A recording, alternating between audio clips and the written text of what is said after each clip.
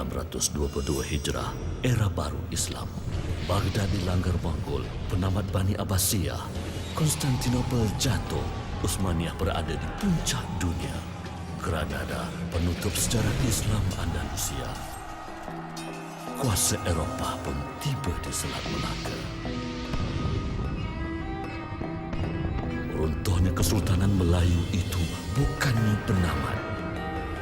Muncullah kuasa baru Islam di Aceh. Patani di utara tanah Melayu dan Demak pengganti Majapahit di Jawa. Rempah di Maluku menarik kapal-kapal Eropah. Nusantara meniti zaman berliku. Namun Islam terus berkembang melalui pena dan lisan. Patani, salah satu daripada 4 wilayah di selatan Thailand. Majoriti penduduknya berketurunan Melayu Muslim. Teluk Thailand yang berada di utara Patani menawarkan hasil laut yang lumayan kepada sebahagian penduduknya. Suatu masa dahulu, pelabuhan Kesultanan Islam Patani yang strategik disinggahi kapal-kapal dagang asing yang melintasi laluan dagang timur barat. Seperti di wilayah-wilayah lain di Nusantara, pelabuhan menjadi pintu masuk ajaran Tauhid yang disebarkan oleh para pedagang Muslim serta alim ulama. Sejak raja pertamanya mengasaskan kerajaan Islam lebih 5 kurun silam, sehinggalah ke era perang dan penjajahan, alim ulama senantiasa menjadi tonggak utama. Sepanjang 3 kurun silam, wilayah selatan ini sering berhadapan konflik. Namun bagaimanakah alim ulama Patani mempertahankan Islam dan umatnya? Kerajaan Patani atau Kesultanan Patani Darussalam merupakan kerajaan Islam yang terbentuk pada abad ke-14 Masehi. Sebelumnya kerajaan ini bernama Langkasuka. Pada awalnya Langkasuka adalah kerajaan Hindu, namun pada masa kejayaan Sriwijaya wilayah ini berubah coraknya menjadi Buddha.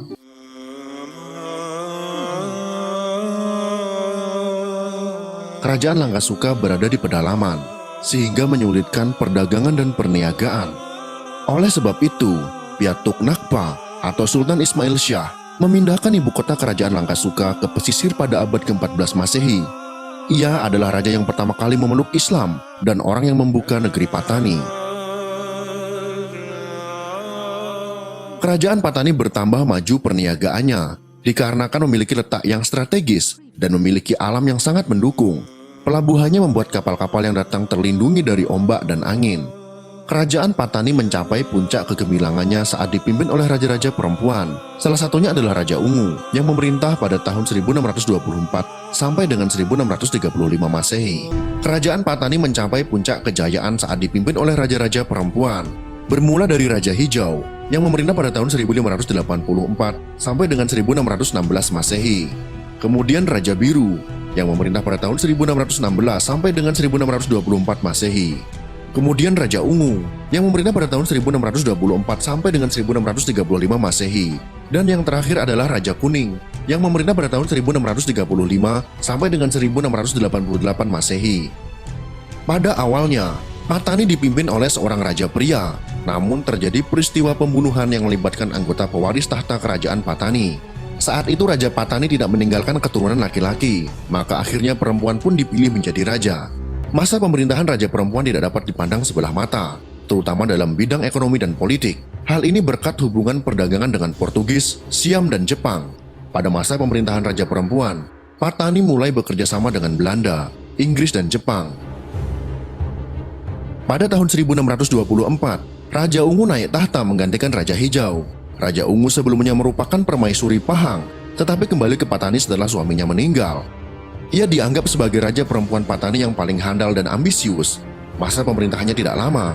Dalam masa pemerintahannya, Patani mengalami sebuah pertempuran besar dengan Siam pada tahun 1632 sampai dengan 1634 Masehi. Namun pertahanan kota Patani saat diperintah oleh Raja Ungu sangat unggul karena dibuat benteng di sekelilingnya, sehingga berhasil mempertahankan kedaulatannya. Kebesaran Raja Ungu juga tidak dapat terlepas dari pengalamannya yang pernah hidup bersama Sultan Pahang. Usia Raja Ungu saat memerintah Patani tidak muda. Hal tersebut menandakan bahwa ia sudah matang dalam menjalankan roda pemerintahan di Patani. Di bawah pemerintahannya, Patani mengalami kemajuan di berbagai bidang. Kondisi itu bertahan hingga masa pemerintahan Raja Kuning, sehingga dalam waktu yang relatif singkat, mampu menjelma sebagai kekuatan perdagangan yang disegani di daerah Semenanjung Melayu. Selain Johor, tidak ada negeri lain di sebelah timur Semenanjung Melayu yang memiliki kemakmuran layaknya Patani. Kerajaan Patani memasuki fase keruntuhannya pada akhir abad ke-17. Saat itu Raja Kuning yang telah berusia lanjut memilih mundur dari pemerintahan dan berlindung di kota Jimbal, yang saat itu dipimpin oleh Sakti Satu Indra atau Long Betong, seorang Raja Patani Lentang. Di kota tersebut, Raja Kuning menghembuskan nafas terakhir, sekaligus menandai berakhirnya keturunan Sariwangsa dari pendiri Patani, yaitu Payatunakpa. Setelah kematian Raja Kuning, pemerintahan Patani kemudian diteruskan oleh keturunan dari Raja-Raja Kelantan, sekaligus menandai dimulainya kepemimpinan dinasti Kelantan. Pada masa awal 3 Raja Kelantan, yaitu Raja Bakar, Raja Mas Kelantang, dan Sultan Muhammad, kondisi Patani relatif aman karena kerajaan Siam Thailand sedang disibukkan oleh serangan Burma pada tahun 1767 sampai dengan 1776 Masehi. Akan tetapi kerajaan mengalami kemunduran di bidang perdagangan karena hanya didominasi oleh pedagang dari Asia. Setelah periode perang antara Burma dan Siam berakhir, Raja Muda Siam mengutus utusan ke Patani. Namun Sultan Muhammad telah memutuskan untuk menolak segala usaha yang dilakukan oleh Siam. Penolakan itu memancing peperangan langsung antara kedua kerajaan. Namun karena persiapan kurang matang dan persenjataan yang kurang baik, maka Patani pun berhasil dikalahkan pada tahun 1789 Masehi. Setelah itu, Undang-Undang Kesultanan diganti dengan Perundang-Undangan Siam dan diangkat pula seorang sultan bernama Tengku Lamidin menggantikan Sultan Muhammad. Meskipun telah menjadi Raja Patani, tetapi Sultan Lamidin tetap memiliki rasa nasionalisme terhadap tanah kelahirannya. Oleh karena itu, ia mengirimkan utusan kepada Raja Anam, yang saat ini kita kenal dengan Vietnam, untuk bekerja sama melawan Siam. Sayangnya, surat yang seharusnya dikirim kepada Raja Anam justru diberikan kepada Raja Siam. Tentu saja hal ini memicu kemarahan Raja Siam. Akhirnya pada tahun 1791, Kerajaan Siam menyerang kembali Kerajaan Patani dan memilih Datuk Pangkalan sebagai pemimpin Patani.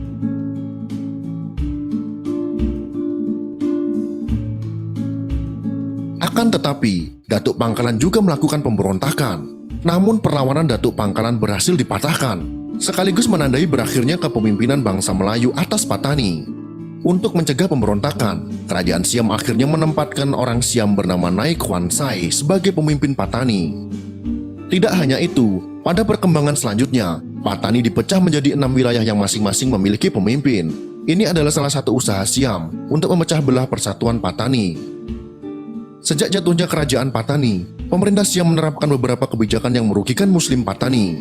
Pada dasarnya, kebijakan-kebijakan itu bertujuan untuk menggantikan identitas kultural dan agama orang Melayu Patani dengan identitas kultural Siam yang berlandaskan Buddhisme. Patani antara wilayah Thailand yang mempunyai majoriti penduduk beragama Islam selain Narathiwat, Yala, Satun dan Songkhla. Sejarah Kesultanan Patani bermula dengan pengislaman rajanya. Berdasarkan buku Hikayat Patani, tempat ini dulu diperintah oleh seorang raja bernama Paya Indra.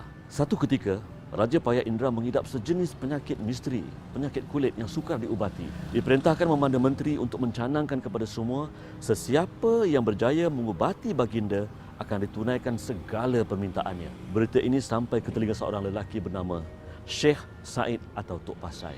Maka menghadaplah Tok Pasai dengan si raja dan menyatakan kesanggupannya, tetapi dengan syarat, sekiranya penyakit tuanku sembuh, tuanku harus memeluk Islam. Maka tuanku pun dirawat dan sembuh, tetapi dia mungkir janji.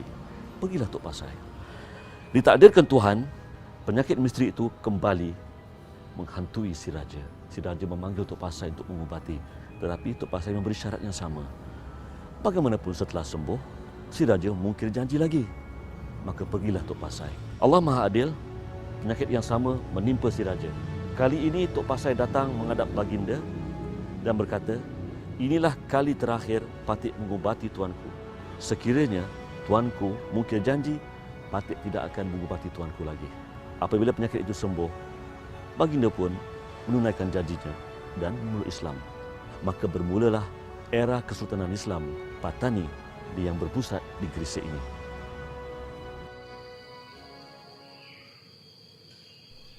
Menurut ahli sejarah tempatan, Gelaran Tok Pasai kepada ulama Arab yang bernama Syekh Muhammad Said Al-Barsisa itu ialah kerana beliau datang dari Pasai di Aceh.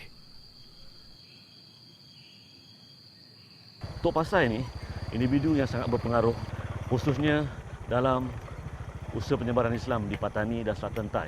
Ada riwayat mengatakan bahawa Tok Pasai ini ataupun namanya Syekh Said berasal dari Hadramaut, Yaman. Dan bagaimana ketika Raja Paya Indra itu terkena penyakit misteri itu, beliau berada di sini. Kerana ketika itu kebiasaannya memanglah pedagang dan mubalik datang ke daerah Nusantara ini dalam usaha untuk mencari barangan-barangan untuk diperdagangkan seperti rempah ratus dan sebagainya, dan juga untuk menyebarkan Islam. Dan khabarnya makamnya terletak di satu kampung bersawah. Ni sawah. Bangunan kuning tu juga. Dan sehinggalah pada hari ini Islam dapat terus bertahan dan subur di daerah Patani khususnya dan Selatan Tai amnya. Sampai.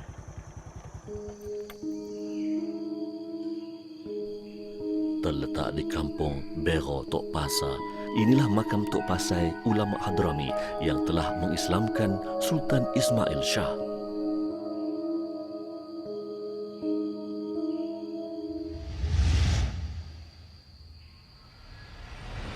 Seorang ulama besar yang mempunyai ketokohan dalam bidang kesihatan, Syekh Muhammad Said Al-Barsisa bergerak daripada Yaman menuju kepada Samudra Pasai. Dan akhirnya Jemaah Syekh Muhammad Said ini bergerak terus kepada Patani. Masjid Sultan Muzaffar Shah atau Masjid Kerisik ini terletak di Krusa, wilayah Patani, lebih 160 km dari rantau panjang sempadan Malaysia Thailand. Sultan Muzaffar Shah menggantikan Sultan Ismail Shah, Raja Patani pertama yang beriman. Seperti ayahandanya, baginda juga dinasihati oleh seorang ulama. Yang ada tercatat di sini seorang ulama besar iaitu Syekh Safiyuddin Al-Abbas datang ke Patani tua, belum lagi nama Patani, tahun 1400. Satu hari baginda raja masuk menghadap gurunya iaitu Syekh Safiyuddin Al-Abbas yang sangat tuanya usianya. Baginda raja menanya, "Ya Muallim, apakah kerja Islam selain daripada sembahyang dan puasa?" Ulama Tuan Guru menjawab kepada Sultan, "Patani ini sudah jadi negeri Islam, tetapi belum lihat pertanda-pertanda kata ini negeri Islam, masyarakat Islam." Jadi Sultan menanya, "Apakah pertanda negeri Islam?" Patani belum ada masjid, hanya ada surau dengan balai saja. Di situlah Sultan Muzaffar memanggil menteri-menteri arah kepada Datuk Bandera membangunkan masjid. Oleh kerana Syekh ini daripada Yaman, daripada Arab, maka Syekh lah yang membuatkan seni bina, reka bentuk masjid Kerisik itu.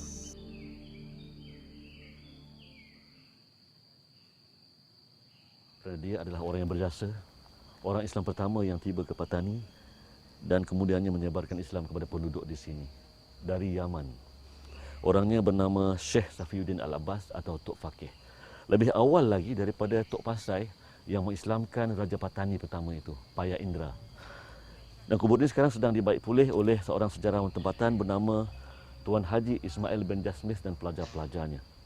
Atas dasar ingin memelihara kubur ini supaya ia dapat dikenang oleh orang terkemudian atas jasa yang dilakukan oleh lelaki ini.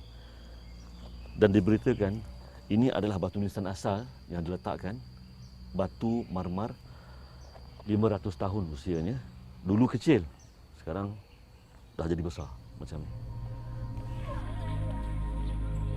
Selain Masjid Kerisik di Patani, di Naratiwat, sebuah masjid kayu cengal yang dibina pada kurun ke-17 juga masih teguh, turut menyimpan sejarah yang tersendiri.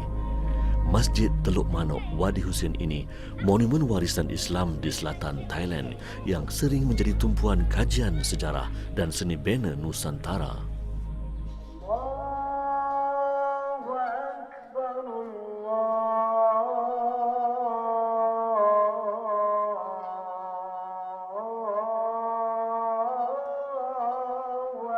Jadi Masjid Teluk Manuk ni jadi pusat pengajian Islam dan harus kita tahu di sini juga jadi kilang tulisan Quran. Quran tulis tangan daripada Syekh Wan Hussein, iaitu seorang ulama Fatani yang namanya Syekh Wan Hussein bin Sayyid Ali Nurul Alam, ataupun terkenalnya Datuk Masjid.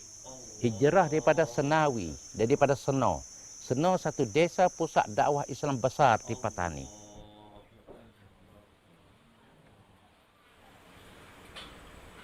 Assalamualaikum. 4 bulan dalam peperangan, Patani kalah. Negara yang kalah itu mesti dibakar, dimusnah. Bila berlawan itu, kemampuan terhad. Menyebabkan ulama terpaksa kena undur diri. Ada undur ke Kelantan, undur ke Terengganu, undur pergi ke Mekah, undur pergi kepada Aceh. Sebab sultan dengan semata-mata ilmu, tanpa ada sultan, amatlah susah. Walaupun kerajaan Patani telah Islam, Siam masih menganggapnya sebagai sebahagian daripada wilayah di bawah naungannya.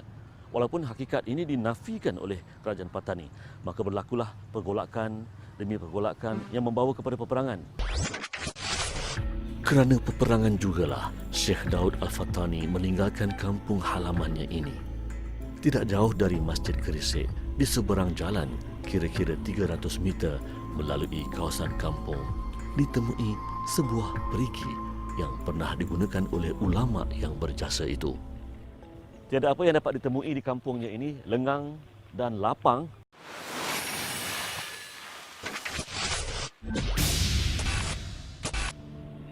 Melainkan ada sebuah telaga lama yang sering diziarahi oleh orang ramai. Tetapi tiada istimewanya telaga ini, melainkan ia adalah sebagai petanda atau tinggalan seorang ulama yang tersohor yang pernah lahir di sini. Kerana Syekh Daud ini semasa hidupnya banyak masa dihabiskan di Makkahul Mukarramah, baik untuk menuntut ilmu, mengajar dan juga menulis kitab. Orang kata dia ni bukan biasa dak, karamah dan ahli kasyaf. Gumulah ni duk yak semua tu dah. Jari dia tu, jari Syekh Daud tu, dia ada nur, ada cahaya. Jari telunjuk balik kiri. Lepas tu dia nak tulis pun lek ni tulis hak lek kanan ni. Pas lek ni. Sampai kitab dia tu beratus kitab tu dia dah. Kitab Syekh Daud dah. Faridah, Hatu Ahmad Zain, Musalli tu hak. Allah habis baca, tiap-tiap pun nak baca, tak cakap puas. Orang mengajar pun tak puas, orang mengaji pun tak puas. Tu panggil barakah. Justru tidak lengkap pengajian pondok di Patani tanpa membahaskan kitab-kitab Syekh Daud secara sempurna. Antara kitab yang terkenal ialah kitab Furu' al-Masail, kitab yang membicarakan tentang soal-soal furu' atau cabang tetapi menjadi persoalan di kalangan masyarakat. Dan juga kitab Fiqh Solat, kitab Muniyatul Musallin dan banyak lagi kitab-kitab tasawuf contohnya. Pernah satu ketika beliau kembali ke kampungnya ini, tetapi ketika itu berlaku peperangan di antara Patani dan Siam dan beliau mengambil keputusan untuk kembali ke Makkah kerana ia dilihat sebagai satu usaha untuk menyelamatkan ilmu yang ada pada dirinya. Sehinggalah akhirnya beliau mengembuskan nafas terakhir di Jazirah Arab itu, secara tepatnya di Taif, dan dikuburkan di situ. Sudah menjadi tradisi alim ulama menulis kitab-kitab ilmiah dalam pelbagai bidang ilmu pengetahuan. Ia selari dengan perkembangan tamadun peradaban Islam. Sejak sekian lama, Patani bukan sahaja melahirkan alim ulama Nusantara, bahkan menjadi pusat penerbitan kitab-kitab turath. Bermula dengan naskah salinan tangan, penghasilan kitab dan penyebaran ilmu pengetahuan berkembang bersama teknologi percetakan.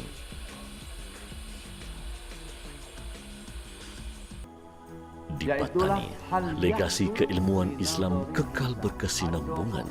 Alim ulama'nya gigih demi menyambung rantaian dakwah. Lantaran menjunjung amanah anbiya, takkan ulama hilang di Nusantara. Selatan Thailand merupakan kawasan yang didiami majoriti bangsa Melayu.